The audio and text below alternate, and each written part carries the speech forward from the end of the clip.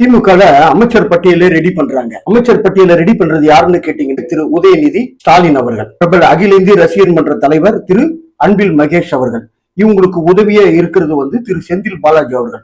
இந்த 3 பேர் தான் சேர்ந்து 2026 சட்டமன்றத்துல அமைச்சர் பட்டியலை ரெடி பண்ணக்கூடிய தகுதியானவர் என்று திமுக தலைமை கழகமே முடிவு பண்ணதா ஒரு தகவல்.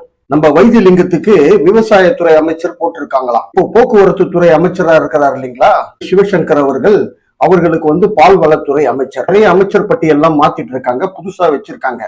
அப்ப நம்ம வி.கே. சேகர் பாபுக்கு நிச்சயமா அறநிலைத்துறை இல்லைங்களாங்க, கிச்சன் கேபினட் அமைச்சரா போடுறதா ஒரு யோசனையில் இருக்காங்களாம்.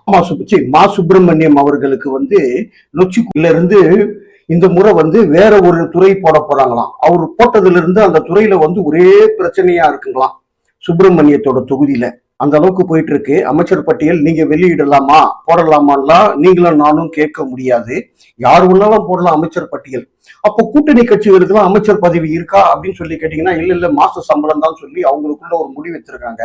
ஒரு முக்கிய விஷயம், துரைமுருகனுக்கு இந்த வாட்டி அமைச்சர் பட்டியல்ல இடம் இல்லையா. திரு ரகுபதியை இந்த முறை சேர்க்கவே இல்லைங்களாம். அவர் தான் 7 டேபிள் போட்டாங்க போஸ்ட்மார்ட்டத்துக்குன்னு பேசி தேவையில்லாம ஒரு பிரச்சனை பண்ணிட்டதா.